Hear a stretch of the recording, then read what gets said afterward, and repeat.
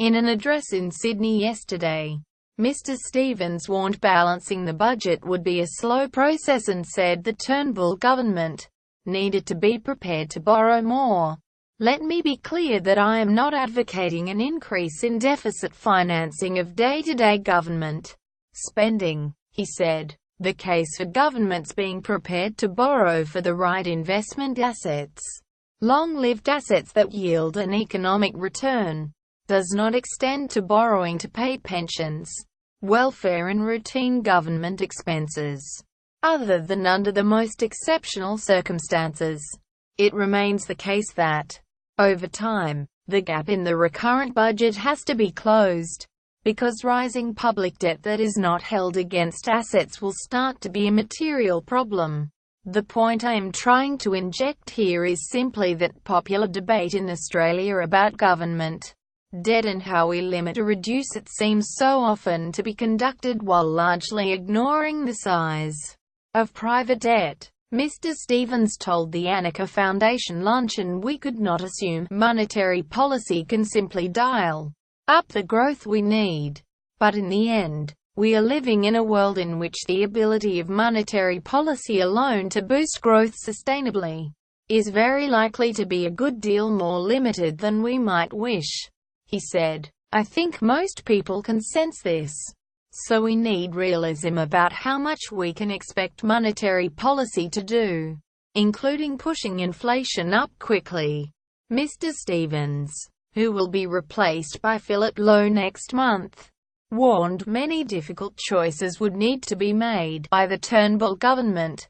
At present, general public debate starts with commitment to the need for reform and for putting public finances on a sustainable medium-term track, he said. But when specific ideas are proposed that will actually make a difference over the medium to long term, the conversation quickly shifts to rather narrow notions of fairness. People look to their own positions. The interest groups all come out and the specific proposals often run into the sand. If we think this rather otherworldly discussion will not have to give way to a more hard-nosed conversation, we are kidding ourselves. That will occur should there be a moment of crisis. But it would be better if it occurred before then. Mr. Stevens, who has spent 10 years in the RBA's top job, said at the start of his tenure he certainly did not imagine that the world would look like this in 2016. Had anyone, a decade ago, accurately forecast all the international events and simultaneously predicted that things would turn out in Australia as they have, they would not have been believed, he said. But here we are. Asked to rate his chances of getting his budget measures through the Senate, Prime Minister Malcolm Turnbull said he was hoping for cooperation. "The Senate has only just been identified," he said. "The election results have only just been identified. We are reaching out to all members of the Parliament, including the Labour members, the Labour Party and the Greens. We want to get the cooperation from all parties, and particularly of course the crossbenchers for our program. We took a very positive economic plan for jobs and growth to the election. A key part of that was getting the budget back into balance, living within our means."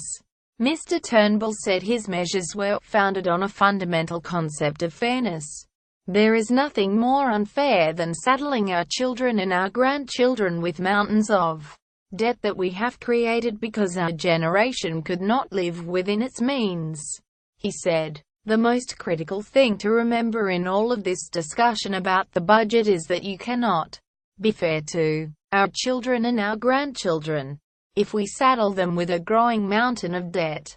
We have to look at this as a long-term challenge, and we have to ensure that future generations are not in a position where they have to pay massively higher taxes or live with massively reduced services because our generation has left them with that mountain of debt."